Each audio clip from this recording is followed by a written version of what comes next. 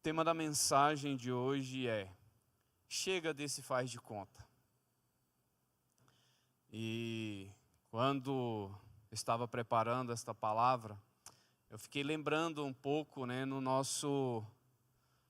minha infância, na época onde a gente brincava e fazia de conta que era piloto de avião.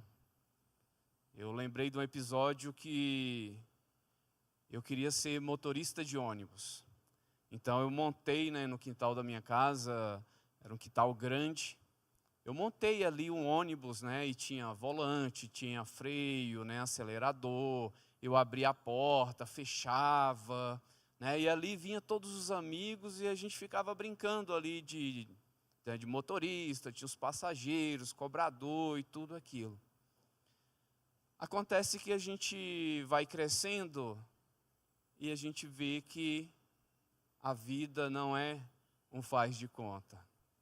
Que realmente a gente precisa trabalhar, que a gente precisa ter responsabilidades, que a gente precisa ter compromisso com as nossas coisas. E assim nós viramos adultos e deixamos o mundo de faz de conta para trás. E eu fiz um paralelo com a vida espiritual. Parece que a gente anda ao contrário de tudo isso. Quando a gente aceita Jesus, nós temos aquele compromisso sério com a palavra, nós estamos naquele fogo do primeiro amor, e nós lemos a palavra, nós oramos, nós jejuamos, e aí depois, com o tempo, parece que entra no mundo do faz de conta. E na palavra de Deus, teve um momento que o povo entrou nesse período também. É onde que eu quero trazer alguns pontos para a gente refletir hoje. Hoje nós entramos no livro de Malaquias, encerrando aí toda essa série de mensagens dos profetas menores. E Malaquias, ele é o último dos profetas do Antigo Testamento. E ele vem trazendo uma mensagem muito direta para o povo de Israel. E serve também para os nossos dias, como eu acabei de falar. E diz assim, lá no capítulo 1, do versículo 1 até o 3. Uma mensagem, a palavra do Deus eterno a Israel, por meio de Malaquias. O Eterno disse: eu amo vocês. Essa tradução aqui é da mensagem, tá? Ele diz: eu amo vocês. E vocês responderam: será mesmo? De que modo nos amastes? O Eterno diz: é só olhar para a história. Veja como tratei você, Jacó, de maneira diferente de Esaú. Reduzi o arrogante Esaú a um montículo de terra, transformei todo o seu país numa cidade fantasma. Malaquias vem trazendo uma mensagem ao povo que já tinha passado por diversas experiências. E Deus vem afirmando: olha, eu amei vocês. E eles responderam: será mesmo? A grande pergunta para a gente iniciar esse momento da palavra é a gente refletir sobre esses dois pontos. Nós acreditamos quando Deus afirma que nos ama, ou nós ficamos nos questionando: será que Deus me ama mesmo? Diante de tantas coisas que eu tenho passado, diante da situação da minha vida, porque tem muitas pessoas que falam: eu quero casar, porque casando eu vou ser feliz. Eu quero ter filho, porque tendo filhos eu vou ser feliz. Eu quero ter dinheiro, porque tendo dinheiro eu vou ser feliz. E tem outros que falam, eu vou para a igreja todos os domingos, porque assim Deus vai me abençoar. E assim serei feliz. Mas se eu busco essas coisas sem ter um entendimento do que Deus quer para a minha vida, eu não vou alcançar a felicidade somente alcançando esses objetivos. Eu tenho que ter a minha vida fundamentada no princípio da palavra. Porque se eu fundamentar a minha vida em qualquer um desses pontos, ou tem muitos mais, talvez eu não alcance a felicidade. E nós temos exemplos disso. Pessoas que são milionárias, mas não são felizes. Pessoas que casaram e de repente se separaram. Porque a verdadeira felicidade, ela está fundamentada na palavra. E quando eu estou fundamentado na palavra, eu posso ter todas essas coisas e ser feliz, ou passar por diversas adversidades e mesmo assim ser feliz. Porque eu estou fundamentado na palavra. E os meus pés não vão se abalar com as tempestades que vão surgir durante a caminhada da minha vida. E o povo de Israel era um povo que tinha que estar com isso massificado, cravado, soldado na sua mente. Porque eles viveram momentos e experiências com Deus incríveis, profundas, sobrenaturais. Não era para Deus estar falando, olha, eu amo vocês. Era para o povo estar falando, Deus, eu sei que o Senhor nos ama, porque o Senhor nos livrou das garras do faraó. Porque o Senhor nos livrou no deserto. Porque o Senhor nos capacitou, porque o Senhor abriu o mar, porque o Senhor nos constituiu como uma nação. Mas o povo, em vez disso, o povo fala, será mesmo que o Senhor me ama? Nos ama, né? Então vamos ver alguns detalhes.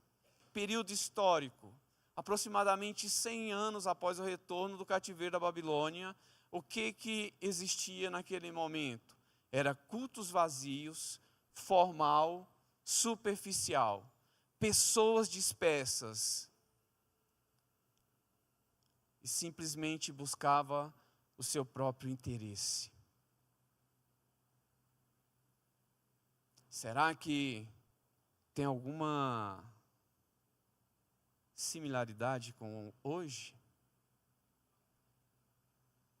Será que os cultos estão sendo superficial? Será que está sendo apenas uma formalidade? Será que as pessoas estão dispersas, né? No telefone, no WhatsApp, nas redes sociais? Será que as pessoas estão buscando apenas o seu próprio interesse? Lá na frente nós vamos ver que Deus olha para todo esse povo e Deus fica ansioso para que o culto acabasse. Imagina as pessoas dentro da igreja falando, nossa, a pregação está muito longa, nossa, o período de louvor está muito longo, Deus está falando assim, nossa, eu estou doido que esse povo vá embora, porque é um povo superficial, que é um povo que não busca a minha face, que é um povo sem interesse, eu estou doido que esse povo vá embora.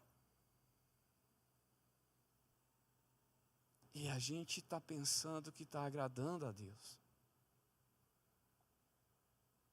Por isso que é hora da igreja no Brasil despertar e parar de brincar do faz de conta. Brincar de ser crente, brincar de buscar a Deus, buscar de orar, brincar de ser evangélico. Porque nós vamos estar apenas na superficialidade, nós não vamos atingir o sobrenatural de Deus, nós não vamos ver o milagre de Deus, nós não vamos ver Deus agindo. E é isso que a igreja precisa buscar. Porque era uma realidade lá e é uma realidade hoje também. Falando de superficialidade, né, John Barney diz da seguinte forma: as melhores orações costumam ter mais gemidos do que palavra. E essas palavras, ele continua, alcançam os céus.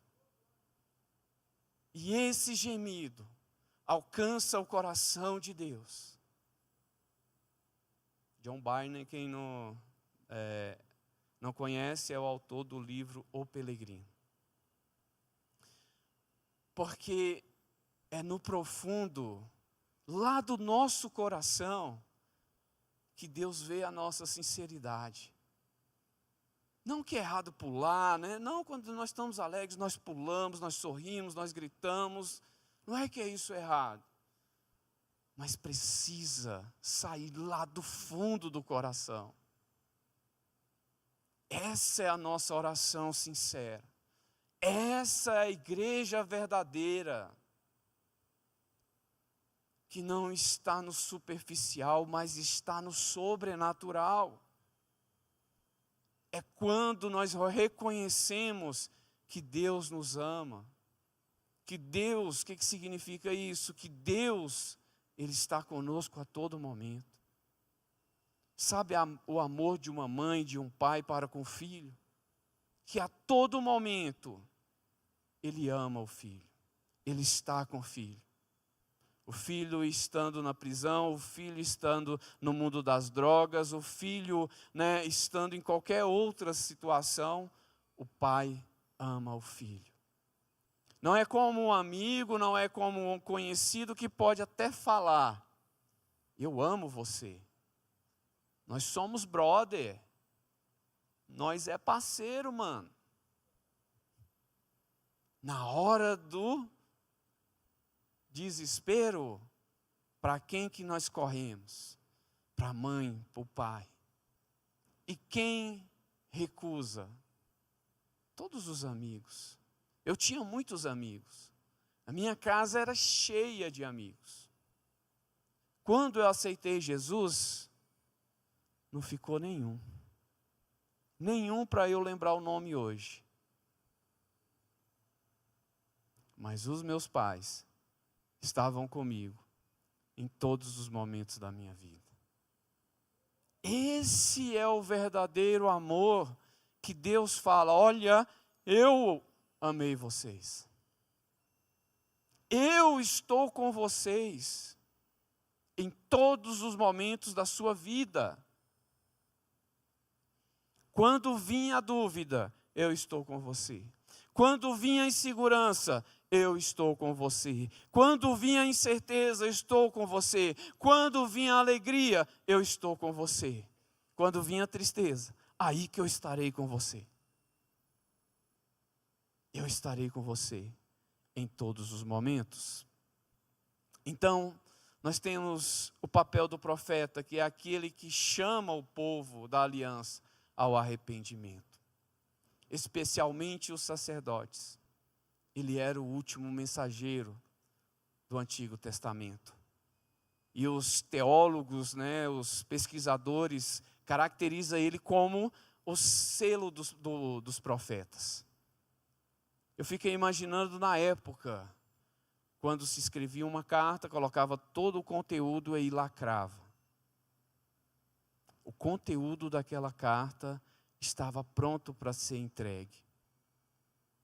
Imagine aquele povo ouvindo o profeta. E o profeta falando sobre o arrependimento do povo. Sobre o tamanho do amor de Deus.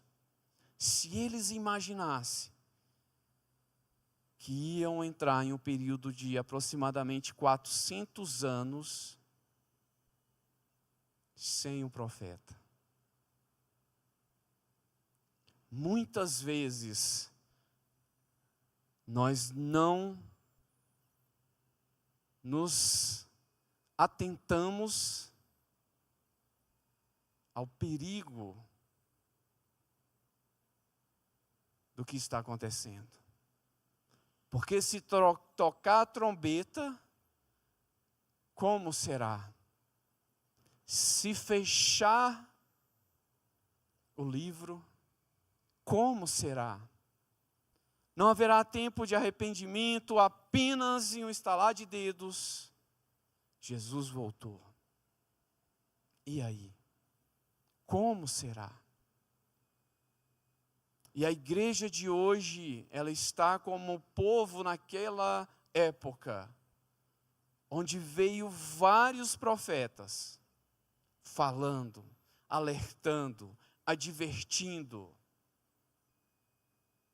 E aqui nós temos o último profeta do Antigo Testamento, até João Batista, muito tempo depois, aparecer pregando no deserto, 400 anos.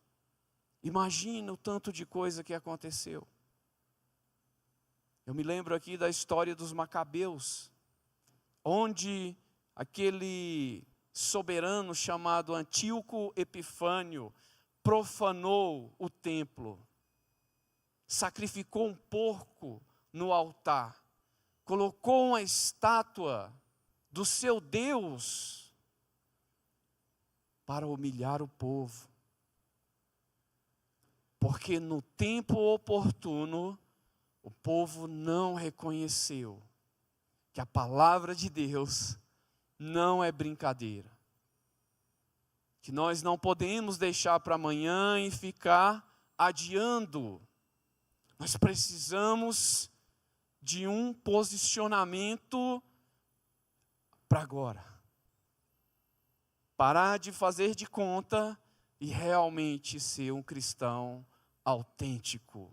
Ser um cristão verdadeiro. Que sabe dos riscos. Que o mundo jaz do maligno. E nós precisamos correr para debaixo das potentes mãos do Senhor. Agostinho de Hipona diz: todo o nosso propósito isso aqui é lindo, quando ouvimos um salmo, um profeta ou a lei, todo o que foi escrito antes que o nosso Senhor Jesus Cristo viesse em carne, ver a Cristo ali, entender Cristo ali. Quando nós abrimos a palavra de Deus, você consegue ver o plano de salvação para a sua vida. Você consegue ver o tamanho do amor de Deus para com a nossa vida. Porque nós precisamos ter essa sensibilidade. Sai da superficialidade, vem para o profundo da palavra de Deus. Porque é isso que Agostinho vem falando. Quando eu olho para os salmos, quando eu olho para o livro da lei, quando eu olho para os profetas, eu enxergo Cristo ali. Eu enxergo o plano de salvação ali. Mas a humanidade hoje está perguntando, não vai para a igreja não, como o pastor Silas falou hoje cedo. Para quê? Você vai perder seu tempo, vamos ficar em casa, hoje o meu time está jogando, hoje vai passar aquele programa, hoje tem aquela série. E nós não conseguimos ver o quanto Deus nos ama. O quanto Ele fez por amor às nossas vidas. Então a palavra diz lá no versículo 1, o peso da palavra do Senhor para Israel por Malaquias. Ele diz uma sentença. O Senhor, Ele não deixa em oculto nada da nossa vida.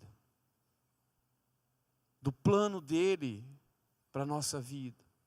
Ele nos alerta contra os riscos, Ele nos alerta conta os perigos que nós estamos vivendo, mas ele também fala dos resultados que nós vamos ter quando nós estamos dentro da palavra. E muitas vezes é difícil de ouvir, porque nós queremos ouvir palavras de aconchego, palavra que nos traz conforto, palavras que nos deixa no nosso lugar aconchegante, mas a palavra de Deus, ela vem nos incomodar, e também é difícil de falar, porque o pregador, ele tem que ter o compromisso com a palavra de Deus, e falar o que a palavra está querendo nos dizer. Ela denuncia e critica, ela vem sempre denunciando o povo. Fala, olha, vocês estão errados nesse ponto. Vocês não estão seguindo os mandamentos. Vocês não estão praticando a minha palavra. E eu não me agrado disso, diz o Senhor, porque Ele é um Deus zeloso. Então Deus disse, eu amo vocês, mas vocês dizem, em quem tem nos amado? Um grande risco, insensibilidade e ingratidão era a atitude do povo. Eu não sou sensível quando alguém faz o bem para mim. Quando eu recebo algo do próximo, eu não sei ser grato. Imagina tudo isso se tratando de Deus. Quando Deus nos dá todo o nosso sustento. Quando Deus nos dá o pão de cada dia. Quando Deus nos dá a saúde que nós temos. Essa era a atitude do povo. Aquela nação, aquele povo que saiu como um grupo de pessoas. E Deus formou uma nação. Deus constituiu um império. E esse povo lá na frente fala, com que você tem nos amado? É a mesma forma as pessoas hoje. Muitos estão aí fora da presença do Senhor. E mesmo assim, Deus dá o pão de cada dia. Deus sustenta. Porque o sonho de Deus é trazer essas pessoas, é fazer com que essas pessoas, não por força nem por violência, mas fazer com que essas pessoas reconheçam que o verdadeiro amor só vem da parte de Deus. Somente Ele não desampara. Somente Ele está conosco em todos os momentos da nossa vida. Então Deus não vê a hora de acabar o culto, como eu falei no início. E prova disso está lá em Isaías, quando ele diz lá no versículo 2, ouça, ó céu, e dê ouvidos, ó terra, porque o Senhor tem falado. Eu tenho alimentado e fiz crescer filhos, e eles têm se rebelado contra mim. É o Senhor que faz todas as coisas. É a palavra que está dizendo. E o que o Senhor vê é os filhos dele se rebelando contra ele. Imagine a tristeza do pai que alimentou o filho, que criou o filho, que viu o filho crescer e de repente vê o filho se rebelando contra o pai ou contra a mãe. Imagine a dor de Deus. Imagine a tristeza de Deus. Mas como um pai, como uma mãe, o sentimento, né? Deus não desampara. A qualquer hora, a qualquer momento que esse filho voltar, o pai está lá, pronto para receber. A grande questão é: queremos agradar o pai? Queremos fazer a vontade do pai? Porque no versículo 3 ele diz: o boi conhece o seu dono, e o jumento a manjedoura de seu senhor. Porém Israel não conhece, meu povo não pensa. Olha a palavra dura. Quem tem animalzinho de estimação vai saber. Eu tenho uma cachorrinha, e se ela estiver do meu lado, qualquer um pode chamar e ela não vai. Eu tenho certeza disso. Agora, aonde que eu estiver, eu apenas levantar a mão, ela vem disparado, porque ela sabe. Mas o homem, a humanidade, não conhece quem é o Senhor. Não sabe quem é o seu Deus, que dá o pão de cada dia, que dá o ar que nós respiramos, que nos sustenta. O homem não conhece. Preferem ficar nos seus achismos, preferem ficar nos seus comodismos e não se posiciona, porque somente Deus é o Senhor. E aí Isaías também 11 diz: para qual propósito é a multidão de vossos sacrifícios para mim? Diz o Senhor. Estou cheio de ofertas queimadas, de carneiros e de gorduras de animais cevados. E não tenho prazer no sangue de novilhos, ou de cordeiros, ou de bodes. O Senhor diz: para que vocês estão fazendo tudo isso? Porque eu não me alegro em nenhum desse tipo de sacrifício. Eu me alegro é quando eu vejo um coração quebrantado.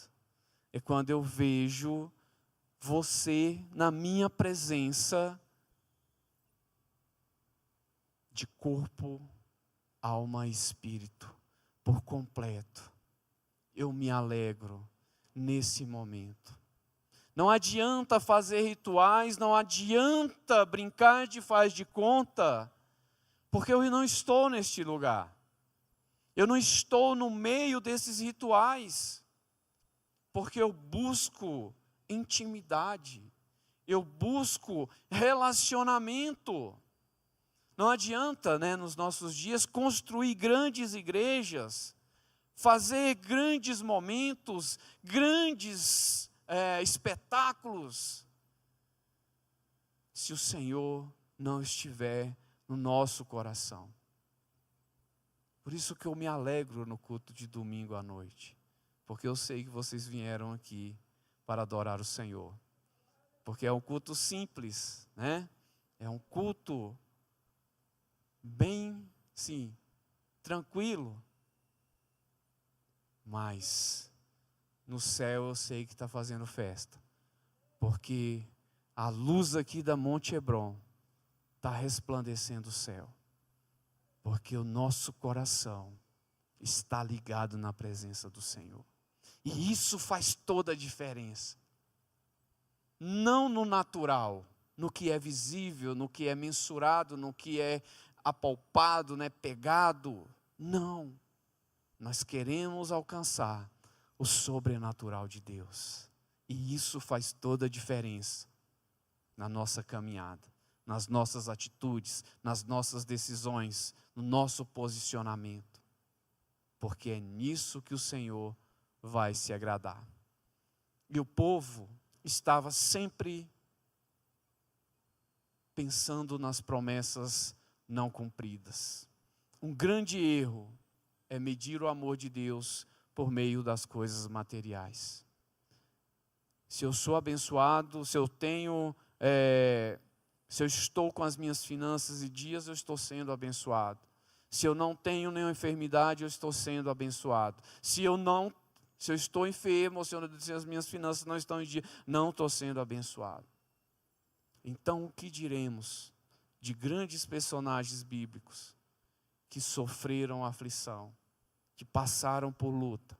Imagina lá José, durante todo o processo, o Senhor estava com ele. E o grande erro da igreja de hoje é não entender o processo de Deus. Não entender que diante de algumas situações é Deus nos capacitando, é Deus nos transformando, é Deus mudando o nosso caráter, mudando o nosso coração, mudando o nosso jeito de pensar, nos alinhando à palavra dele. E nós só enxergamos pelo outro lado. Então vamos encarar a luta como um meio de crescimento, de fortalecimento. Eu não sei o propósito, mas eu sei de uma coisa: eu estou na presença de Deus. E se eu estou na presença de Deus, eu tenho certeza que eu vou sair daqui mais forte. Eu vou sair daqui mais firme, porque Deus é que está comigo. E se isso está acontecendo, Deus vai me fazer mais forte. Então, a resposta de Deus é: eu vos elegi. Depois de esses 2 pontos, Deus fala: olha, eu elegi vocês. Eu separei vocês. Eu chamei vocês. Imagina qual grande privilégio é ser eleito pelo Senhor. E quantos o Senhor tem chamado? Mas nós que estamos aqui, nós aceitamos o nosso chamado. Nós aceitamos caminhar com o Senhor. E isso faz toda a diferença. De que modo nos amastes? Deus fala, é só olhar para a história. Quando nós olhamos para a história do povo de Israel, nós conseguimos enxergar todos os livramentos que Deus deu para aquela nação. Então, quando eu me pergunto como Deus tem me amado, basta eu olhar para a minha história. E eu tenho certeza que cada um que está aqui vai enxergar o tamanho do amor de Deus, o tanto que Ele tem nos amado. Essa foi a resposta de Deus. Consequências da eleição divina. O juízo aos reprobos, ou seja, aos não aprovados, aqueles que não aceitaram caminhar na presença do Senhor. Porque, como eu disse, a todo momento o Senhor nos chama. Qualquer um que se converter dos seus maus caminhos, o Senhor está pronto. Edom é alvo do juízo de Deus. Os edonitas, lá da linhagem do irmão de Jacó, se rebelaram contra Deus, se rebelaram contra o seu irmão, a ponto de, quando eles começam a caminhar no deserto, eles pedem passagem, e os edonitas não permitem. Mas o Senhor é que estava caminhando com aquele povo, e Deus é que nos dá a vitória. O sofrimento das consequências do seu próprio pecado ajudaram no ataque contra Judá. Quando veio todas as nações, as nações inimigas ali para atacar Judá, os edonitas ajudaram. O povo escapando em fuga, eles pegavam, matavam. E era da mesma família. A que ponto chega a maldade do ser humano? A que ponto chega a crueldade do ser humano? E Deus fala: olha, eu vos elegi, eu escolhi você, Israel, para reinar. Você, para ser o meu povo. E a conclusão foi que Edom foi destruída. A cidade que ficava nas alturas, mesmo assim foi destruída. E Judá foi restaurada. Depois, se você quiser ver toda essa história, é só pegar a sequência bíblica, né, que você vai ter toda a história dos Edonitas. Edom significa vermelho, tá? Com referência lá ao irmão de Jacó, Esaú. Amém? Então, continuando. Aqueles que se opõem ao povo de Deus serão julgados. Olha só o que diz o Salmo 137, lá no versículos 6 e 7. Apegue-se-me a língua ao paladar, se me não lembrar de ti, se não preferir eu Jerusalém, a minha maior alegria. Contra os filhos de Edom, lembra-te, Senhor, do dia de Jerusalém, pois eles diziam, os edonitas, arrasai-a até os seus fundamentos. Mas o povo de Deus prevaleceu. Os edonitas se transformaram em ruínas, porque Deus está conosco. Independente da nossa caminhada, independente da nossa luta, se nós nos colocarmos na presença do Senhor, deixar de lado esse faz de conta, Deus vai caminhar a todo o momento ao nosso lado. É isso que nós precisamos entender. John Trump, né, não o Trump de hoje, né, que é um comentarista anglicano, ele diz: se eu não me lembrar de ti, ou nossas camas são macias, ou os nossos corações duros, a ponto de conseguirmos descansar quando a igreja está em desassossego. Trazendo para nós, a igreja verdadeira é aquela que se incomoda, é aquela que se preocupa com o próximo. É aquela que está olhando para os necessitados. Se a igreja de hoje consegue dormir, mesmo tudo isso acontecendo, ou as camas estão muito macias, ou os corações estão muito endurecidos. Estamos buscando, que eu disse lá no início, somente os nossos próprios interesses. Entende a profundidade dessa palavra? Entende a seriedade que a igreja, de forma geral, precisa sair do mundo do faz de conta? Dos grandes espetáculos, dos grandes movimentos, e ir atrás dos necessitados, e ir atrás daqueles que estão perecendo. E hoje nas redes sociais você vê poucas igrejas fazendo isso. E são tantas, né? Tantas denominações que dava para fazer um verdadeiro rebuliço nesse Brasil. Mas grande parte, não todos, grande parte estão buscando o próprio interesse.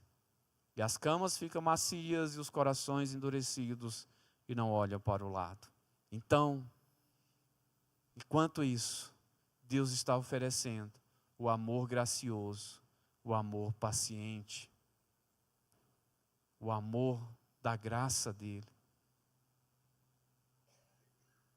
A todo momento ele vem falando: eu amo vocês, eu quero estar com vocês.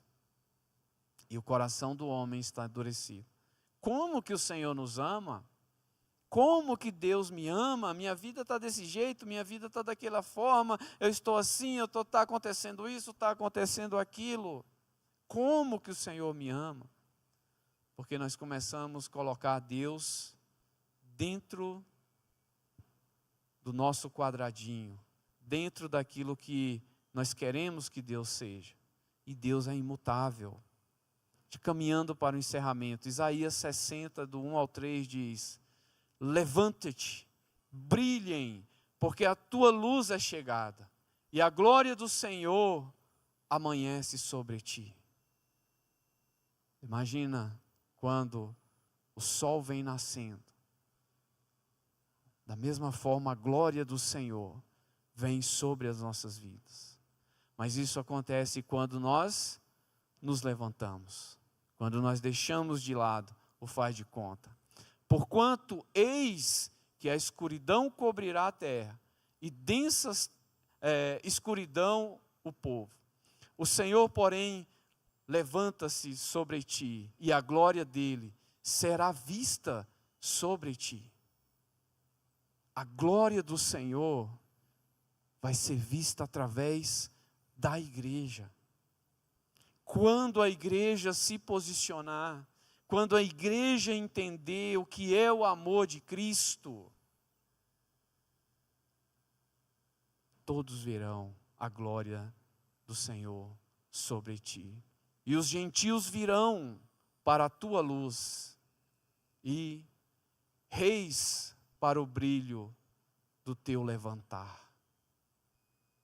Todos virão na sua direção, porque a glória do Senhor resplandece sobre a sua vida. Então vamos sair da superficialidade, vamos deixar de buscar os nossos próprios interesses e vamos resplandecer, vamos levantar para que a luz do Senhor brilhe sobre as nossas vidas. As nações veem o amor de Deus pelo povo da aliança. Aonde que vai refletir o amor de Deus? Sobre mim, sobre você, Elias, sobre você, Márcio, sobre você, Ailton, sobre você, Alisson, sobre você, Tiago, e todos. Deus quer fazer isso através da nossa vida. Olha só que tremendo. Deus quer que o meu próximo veja o amor de Deus através da minha pessoa. Através do meu posicionamento. As nações irão ver o brilho da igreja do Senhor. Mas para isso a igreja precisa deixar dessa coisa do faz de conta. E se tornar verdadeiros cristãos. Procurarão conhecer a Deus através do seu povo. A nação de Israel era conhecida porque elas temiam o Senhor. E quando eles deram brecha, aí que o inimigo aproveitou. Lembra uma vez que eu falei? Acho que foi lá no Nerd. O diabo, ele é mais oportunista do que poderoso. E foi o que aconteceu com a nação de Israel. Lá com Saul, lá com Davi, lá com Salomão, o inimigo estava lá do mesmo jeito. Mas só quando eles encontrou brecha, foi que eles atacaram. Então, vamos ter intimidade com o Senhor, porque através da sua vida, todos verão a glória de Deus, todos que estão ao nosso redor. Amém?